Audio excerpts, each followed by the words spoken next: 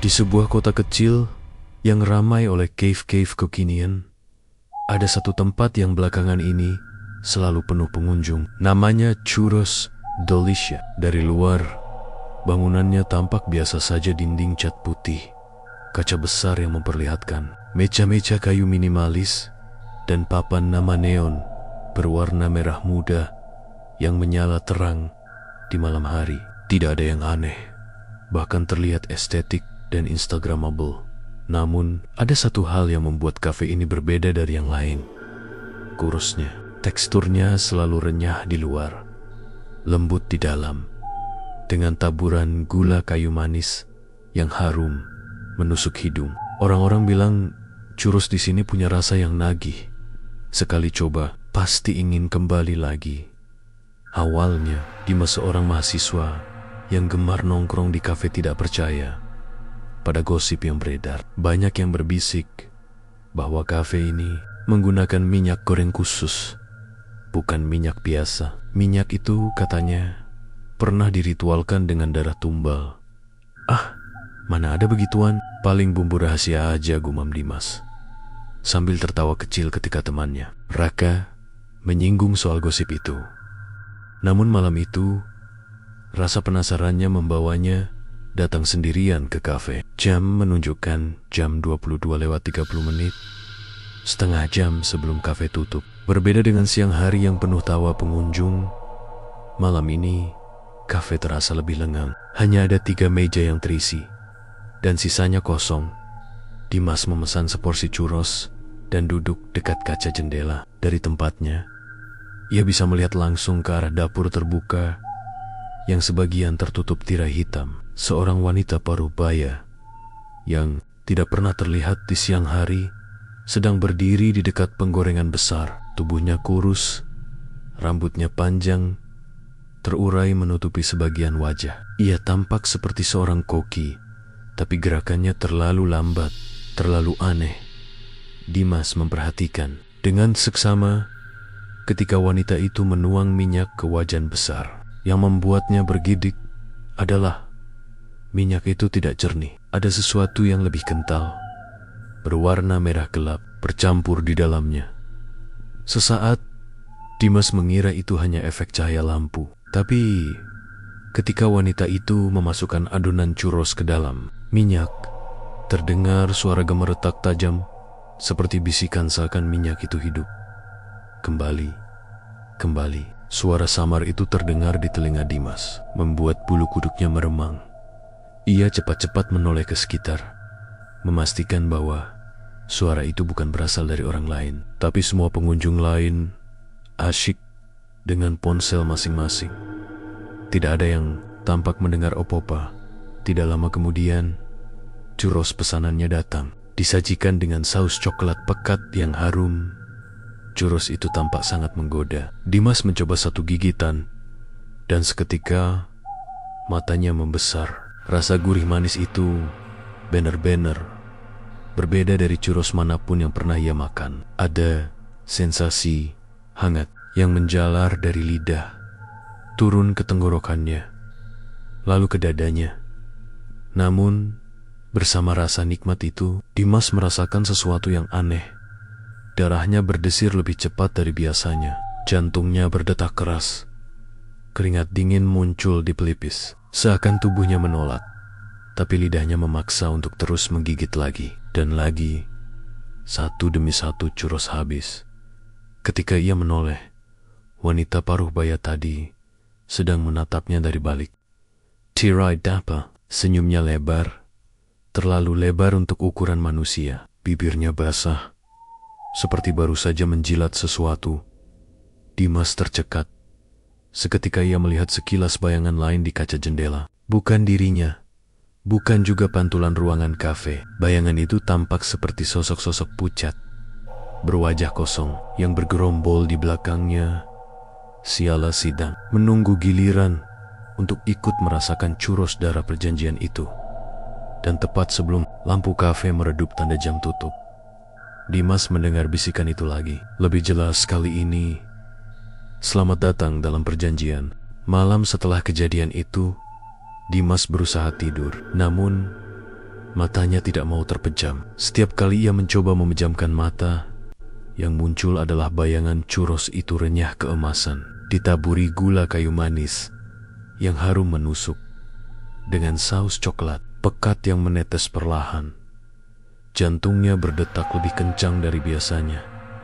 Tubuhnya gelisah, seakan ada yang memanggilnya. Ia tahu itu hanya makanan, tapi mengapa rasanya seperti sesuatu yang lebih kuat dari sekadar lapar? Sekitar pukul 3 dini hari, Dimas terbangun dari tidur yang hanya sebentar. Tenggorokannya kering, tapi bukan haus air. Lidahnya, entah kenapa, merindukan rasa churros itu. Ia berdiri, membuka kulkas, mencari makanan atau minuman apapun. Namun, semua terasa hambar. Di cermin dapur, ia melihat wajahnya sendiri, pucat, mata sedikit merah, seperti orang kurang tidur. Tapi yang membuatnya kaget, sekilas ia melihat ada bayangan lain di belakangnya, seorang wanita paruh baya dengan senyum lebar. Persis wanita yang memasak churros semalam. Dimas tersentak, menoleh ke belakang. Kosong. Tidak ada siapa-siapa. Gila, ini pasti cuma sugesti, gumamnya sambil memegang dada. Tapi bisikan itu muncul lagi, samar, terdengar jelas di telinganya. Datang lagi, minyak, menunggu. Keesokan harinya, Dimas berusaha sibuk dengan kuliah. Namun, kepalanya selalu kembali ke churros itu. Ketika dosen berbicara di depan kelas, ia hanya mendengar suara gemeretak minyak. Ketika temannya mengajaknya makan siang, ia menolak dengan alasan kenyang. Padahal perutnya lapar. Tapi ia tahu, lapar itu hanya bisa diisi oleh satu hal, churros dari kafe itu. Sore harinya, tanpa sadar, langkah kakinya membawanya ke depan Churros Delicia lagi. Lampu neon merah muda menyala terang, seperti memanggilnya. Kafe penuh pengunjung, mayoritas anak muda yang sibuk berfoto. Tapi Dimas tidak peduli. Ia langsung menuju kasir, memesan churros lagi. Namun kali ini, ia memperhatikan lebih saksama ke arah dapur. Wanita paruh baya itu kembali ada di sana. Sama, lambat, kaku, seperti boneka yang digerakkan. Ia menuang minyak, dan Dimas melihat dengan jelas ada cairan merah kental, persis seperti darah, bercampur di dalam wajan. Yang membuat Dimas hampir muntah adalah di sela adonan churros yang digoreng, ia melihat bayangan wajah manusia muncul. Di permukaan minyak, ada yang menjerit, ada yang menangis, dan ada yang hanya menatap kosong. Semua lenyap begitu saja, begitu churros matang. Ketika pesanannya datang, Dimas ragu. Tangannya gemetar memegang garpu, tapi tubuhnya bergerak sendiri. Gigitan pertama langsung membuat tubuhnya rileks, kepalanya ringan, seolah semua rasa takut hilang. Namun, di balik kenikmatan itu, ia merasakan sesuatu yang lain, nada darah segar yang menempel di lidahnya. Ia menatap churros di tangannya. Sekilas, bukan adonan renyah yang ia lihat, melainkan potongan daging berurat. Saus coklat yang menetes terlihat seperti darah mengalir, tapi hanya sedetik. Setelah ia berkedip, churros itu kembali tampak normal. Ketika ia selesai makan, wanita paruh baya itu berjalan keluar dari dapur. Baru kali ini, Dimas melihat wajahnya lebih jelas. Matanya cekung, kulit wajahnya pucat kebiruan, dan bibirnya penuh bekas luka seperti bekas jahitan. Wanita itu berdiri di samping mejanya, menatap Dimas tanpa berkata apa-apa. Churrosnya enak? Tanyanya akhirnya, dengan suara serak, seakan suara itu keluar dari tenggorokan yang kering. Dimas menelan ludah. Iya bu, enak sekali. Wanita itu tersenyum lebar, lebih lebar dari manusia normal. Bagus, tubuhmu sudah menerima. Perjanjian akan berjalan mulus. Dimas bingung. Perjanjian? Maksud ibu apa? Wanita itu tidak menjawab. Ia hanya tertawa kecil, lalu kembali masuk ke dapur. Namun, Sebelum tirai hitam menutup tubuhnya, Dimas melihat jelas di punggung wanita itu ada bekas tangan berdarah yang menempel di bajunya. Seakan seseorang baru saja mencoba meraih dan menahannya. Malam itu, Dimas pulang dengan tubuh lemas. Di dalam kepalanya, suara bisikan semakin jelas. Sekali sudah masuk, kau tak akan bisa pergi. Dan ketika ia sampai di kos, ia melihat sesuatu yang membuat darahnya membeku. Di meja belajarnya ada satu piring churros, masih hangat, mengeluarkan uap tipis. Padahal ia tidak pernah membawanya pulang. Di samping piring itu ada catatan kecil bertuliskan tinta merah. Sampai bertemu di perjanjian berikutnya.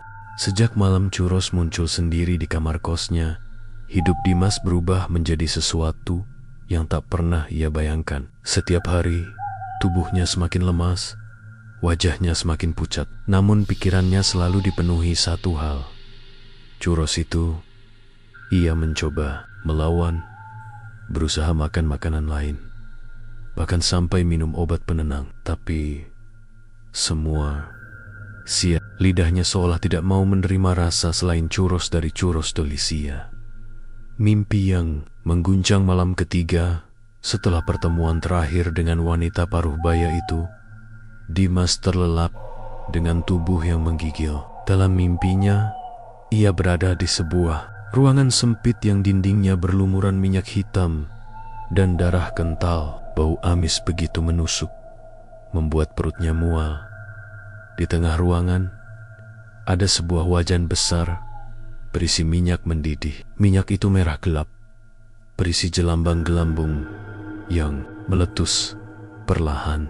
Setiap kali gelembung itu pecah, terdengar jeritan, samar jeritan manusia dari balik asap yang pekat. Ia melihat sosak-sosak manusia dengan wajah pucat, mata kosong, berdiri mengelilinginya.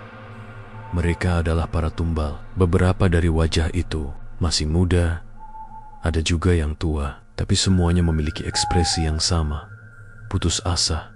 Salah satu dari mereka, seorang gadis dengan rambut basah, menempel di wajah, melangkah, mendekat. Bibirnya bergetar, suaranya pelan, namun jelas terdengar. Keluar, sebelum kau jadi salah satu dari kami. Dimas hendak bertanya, tapi sebelum sempat, wanita paruh baya itu muncul dari balik asap. Tangannya penuh darah, matanya merah menyala. Ia mendorong gadis itu ke dalam wajan. Tubuh gadis itu menjerit keras, lalu tenggelam dalam minyak, disertai percikan yang berbisik. Perjanjian harus dilanjutkan. Dimas terbangun dengan teriakan keras. Tubuhnya basah oleh keringat. Namun, yang membuatnya semakin takut adalah di tangannya ada bekas minyak merah. Bau amisnya nyata. Itu bukan sekadar mimpi.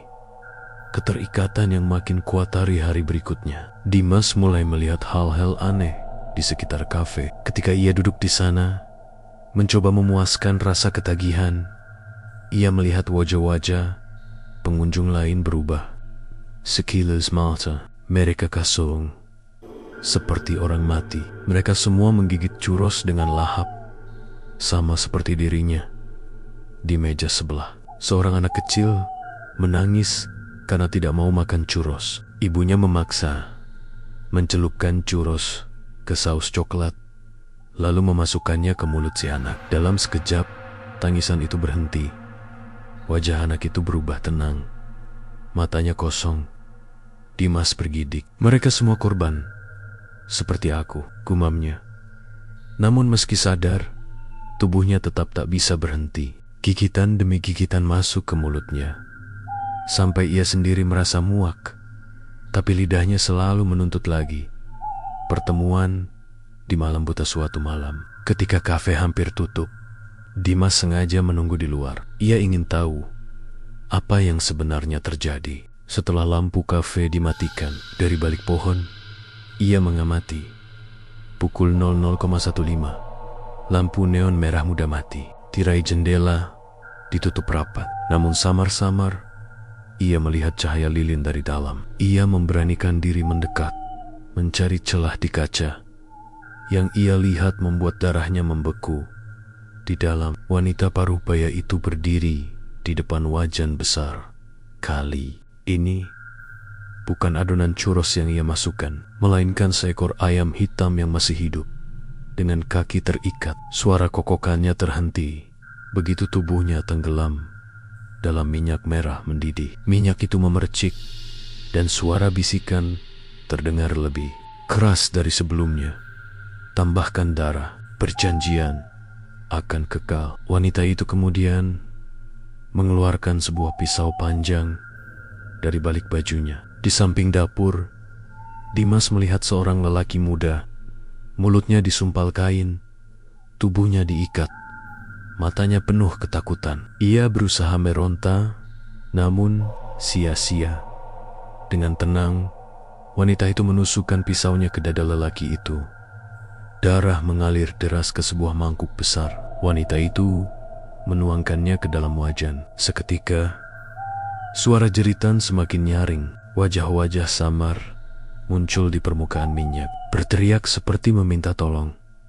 Dimas hampir menjerit, tapi ia cepat-cepat menutup mulut.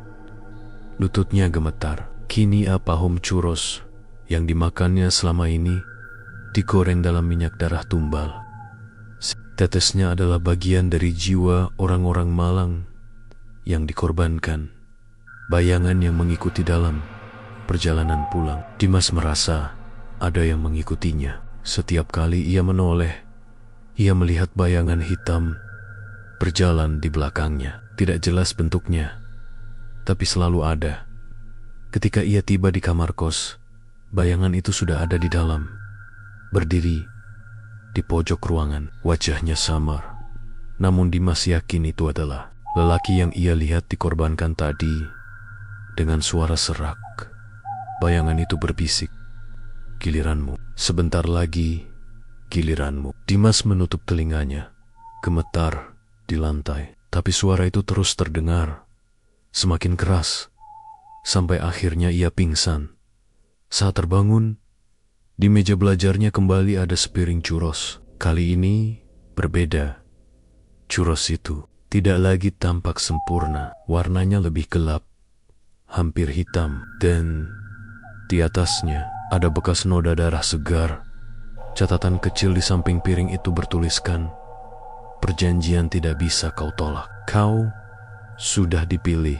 Tubuh Dimas semakin hari semakin rapuh. Setiap kali bercermin, ia melihat wajah yang bukan lagi miliknya.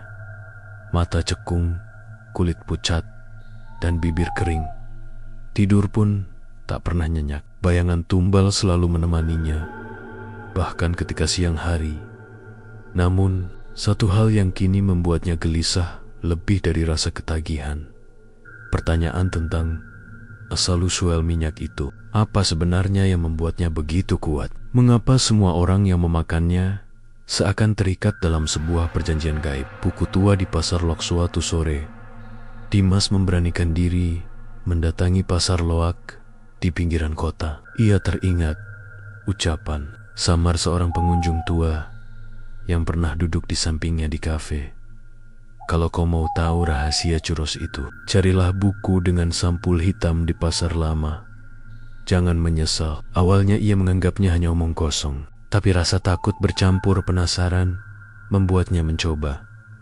Di sebuah kios berdebu, ia menemukan sebuah buku tua dengan sampul kulit hitam kusam. Judulnya samar, hampir tak terbaca. Hanya ada ukiran simbol berbentuk lingkaran dengan 3 tetesan darah. Di tengahnya, Dimas membelinya, lalu membaca pelen-pelen di kamar kos dengan cahaya redup. Di dalamnya tertulis cerita tentang minyak perjanjian. Catatan dari masa kolonial buku itu menceritakan tentang seorang wanita bernama Nyai Samira, juru masak di zaman kolonial Belanda. Ia terkenal dengan gorengannya yang lezat, selalu disukai para tuan tanah. Namun, tak ada yang tahu bahwa rahasia kelezatan itu datang dari sebuah ritual terlarang.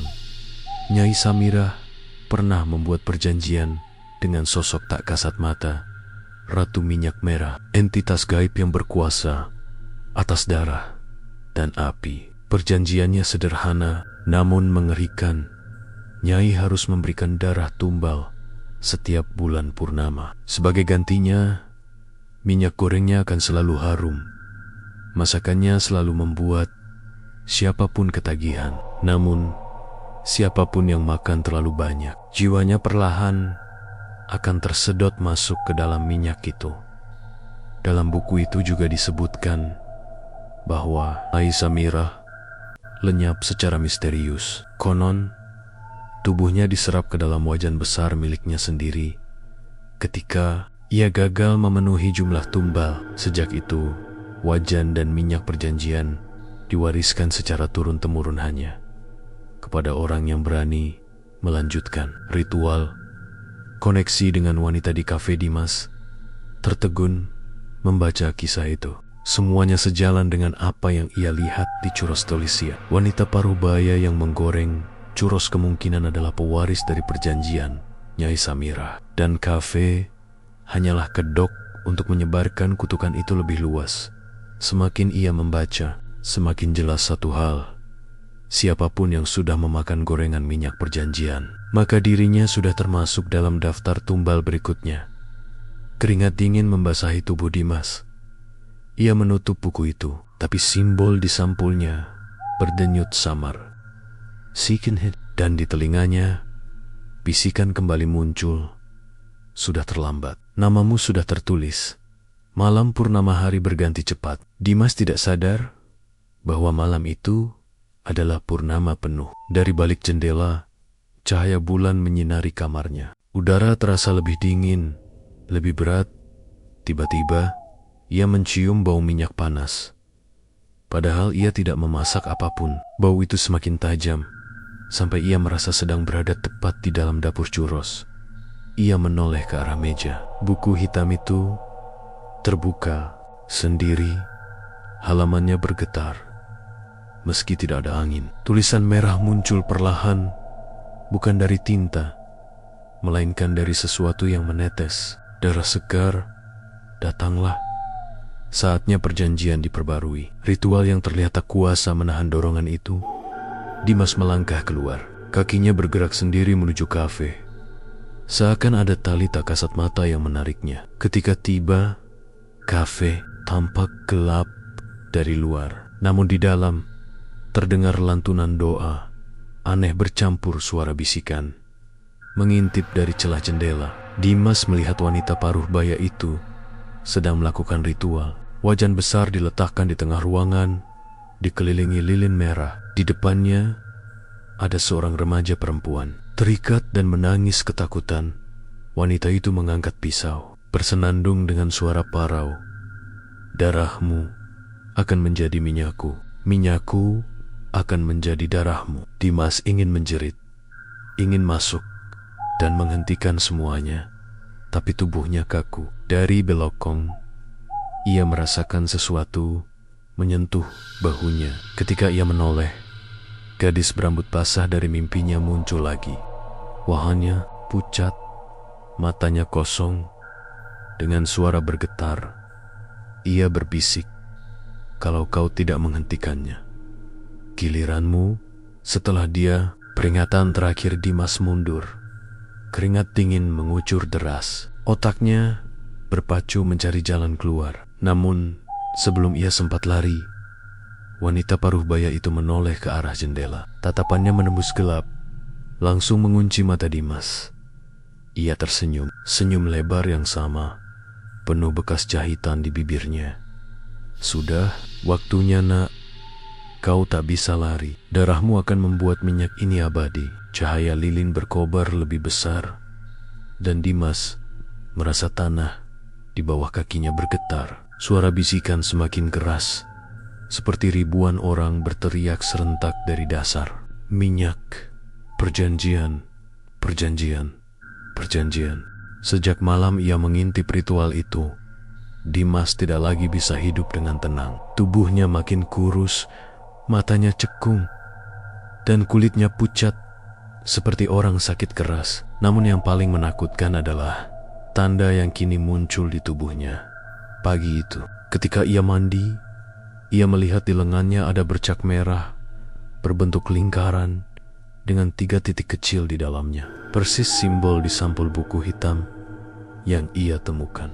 Bercak itu terasa panas, seperti terbakar, dan setiap kali ia mencoba menyentuhnya, terdengar bisikan samar. Giliranmu sudah dekat. Gangguan yang tak henti sejak tanda itu muncul. Dimas dihantui setiap malam. Ia tak lagi bisa membedakan mana mimpi dan mana kenyataan.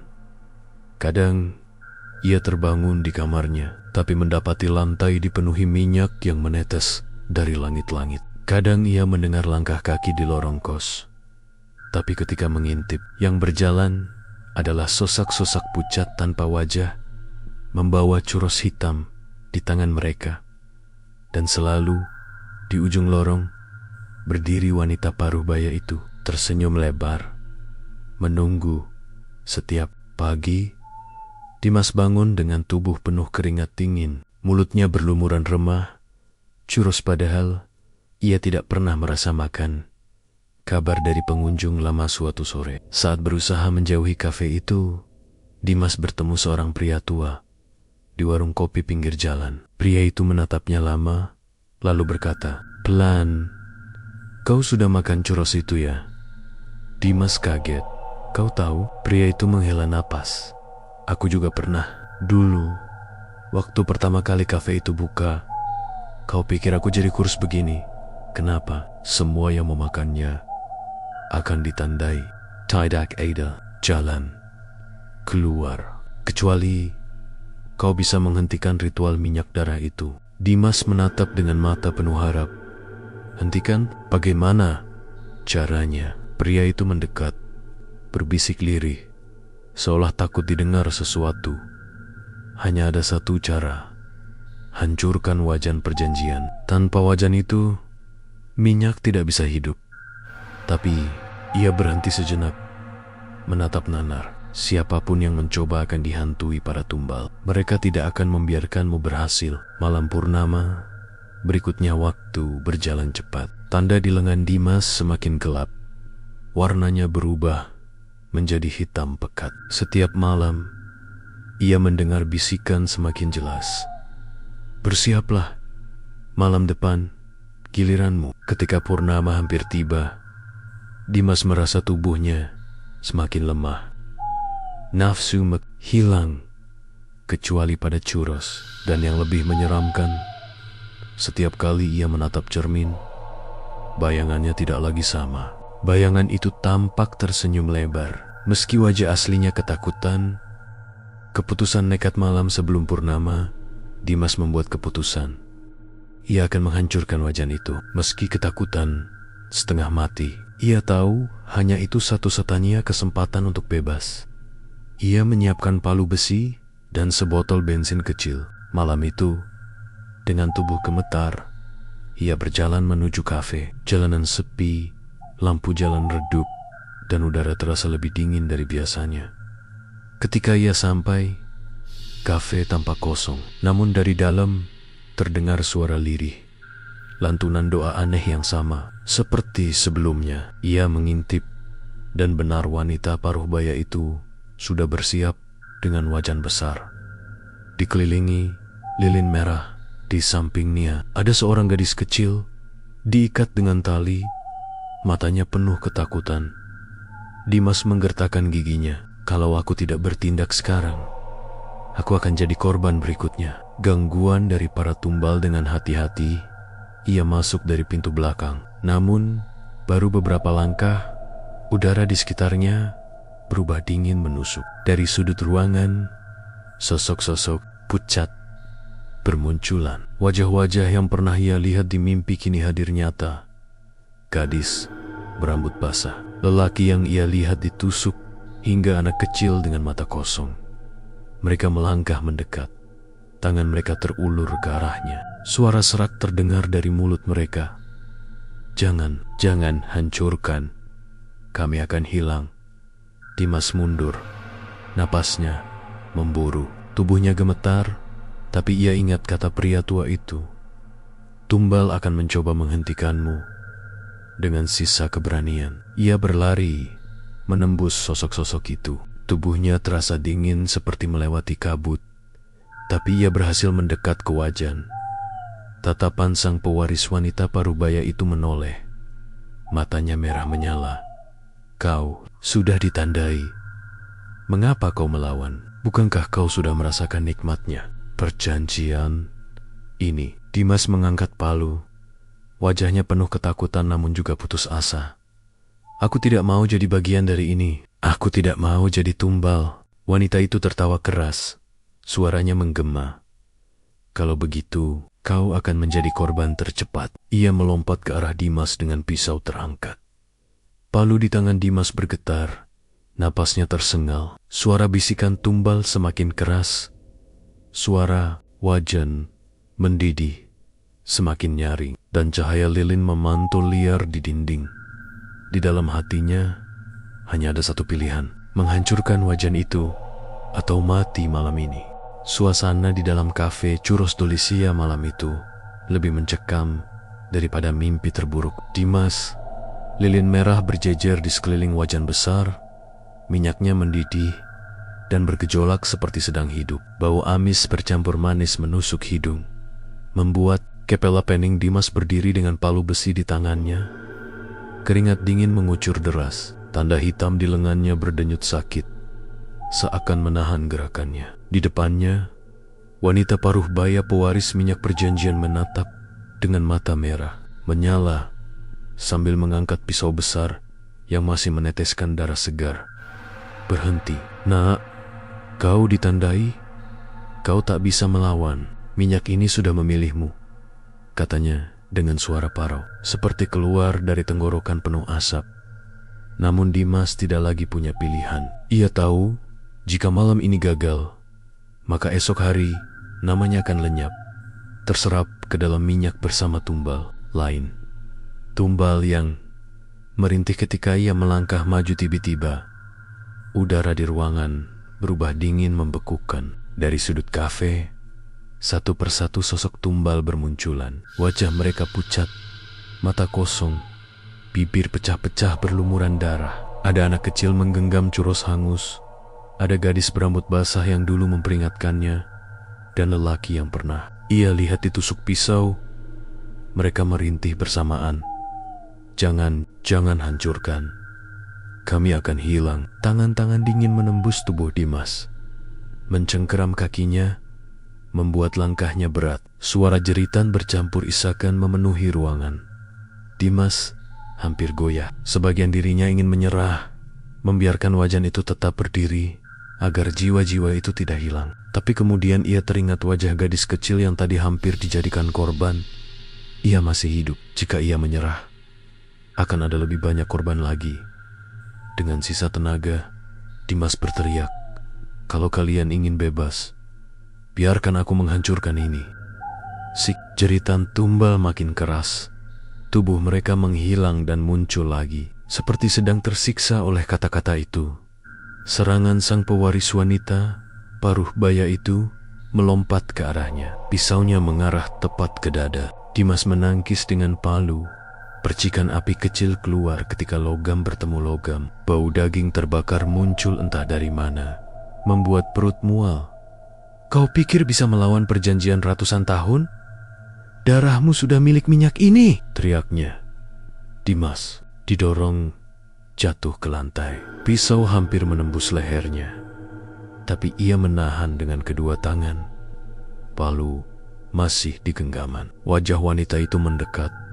Senyumnya melebar, dan Dimas melihat jelas bekas jahitan di bibirnya mulai terbuka, mengeluarkan darah hitam kental. Dengan tenaga putus asa, Dimas menendang tubuh wanita itu ke belakang. Ia bangkit, berlari ke arah wajan besar. Wajan perjanjian wajan itu berisi minyak merah mendidih. Setiap gelembung yang muncul, terdengar jeritan manusia, jeritan tumbal. Permukaan minyak membentuk wajah-wajah samar. Mulut mereka berteriak meminta, "Tolong." Palu di tangan Dimas bergetar. Tanda hitam di lengannya semakin panas, seakan melarangnya menghancurkan wajan itu. Ia hampir kehilangan kendali. Kepalanya pusing, matanya berkunang, pukul, Dimas, hancurkan. Cepat, suara gadis berambut basah muncul lagi. Kali ini lebih keras. Sosoknya berdiri di samping wajan. Tatapannya penuh penderitaan. Dimas menggertakkan gigi, mengangkat palu tinggi-tinggi. Namun sebelum ia bisa menghantam, wanita paruh baya itu muncul lagi, memegang tangannya dengan kekuatan tak wajar. Kalau kau menghancurkannya, kau ikut terbakar bersama minyak ini, katanya dengan senyum penuh darah. Pertarungan terakhir Dimas berteriak sekuat tenaga melawan cengkeraman wanita itu. Tumbal-tumbal lain mengerubunginya, menarik bajunya, meraih kakinya. Ruangan bergetar, lilin-lilin jatuh, api berkobar di lantai. Dalam detik-detik terakhir, Dimas menutup mata dan menghantamkan palu ke sisi wajan. Dentuman keras menggema, logam retak, dan minyak memercik liar. Jeritan ribuan suara terdengar sekaligus, memenuhi telinga. Wanita paruh baya menjerit, melengking. Tubuhnya terbakar api hitam yang muncul dari wajan. Jahitan di wajahnya pecah, darah hitam menyembur. Tubuhnya terhisap ke dalam minyak mendidih. Tumbal-tumbal di sekeliling Dimas menjerit, lalu satu persatu memudar, lenyap seperti asap terbawa angin. Beberapa wajah tersenyum lega sebelum hilang, termasuk gadis berambut basah. Wajan itu pecah, tumpah ke lantai, dan api menyambar ke segala arah. Kafe dipenuhi kobaran merah. Suara teriakan bercampur suara minyak mendesis. Keheningan Dimas berlari keluar dengan tubuh terbakar kecil di lengannya. Dari luar, ia melihat kafe Churros Delicia dilahap api. Lampu neon merah muda meledak, papan nama hancur, dan bangunan itu runtuh perlahan. Ia terjatuh di jalanan, napas terengah, tubuh penuh luka. Tapi untuk pertama kalinya, sejak berminggu-minggu, bisikan di telinganya hilang. Tidak ada lagi suara minyak, tidak ada lagi bayangan tumbal, hanya keheningan.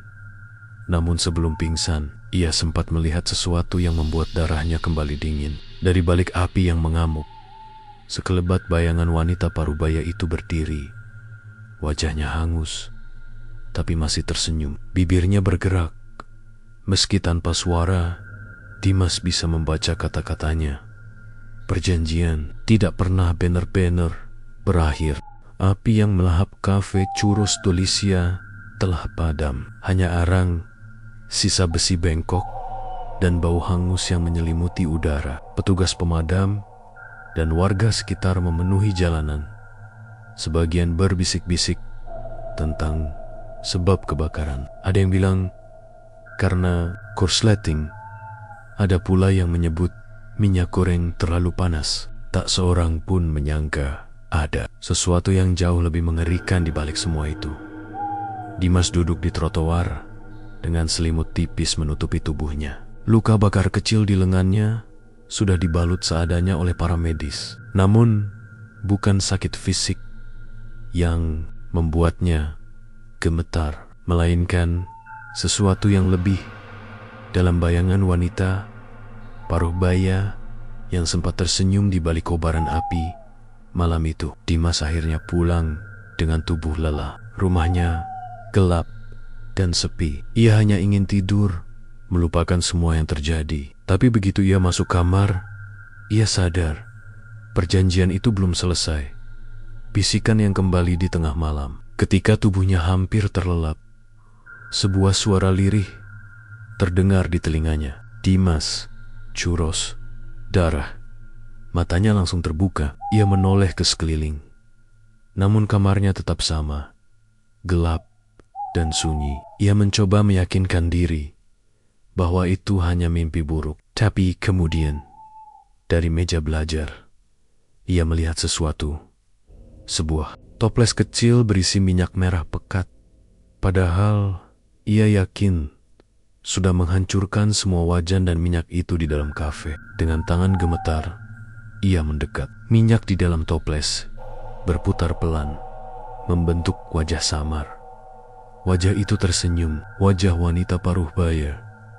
Dimas menjatuhkan toples itu. Tapi anehnya, kaca tidak pecah. Justru minyaknya bergolak, menetes keluar, merayap di lantai seperti makhluk hidup.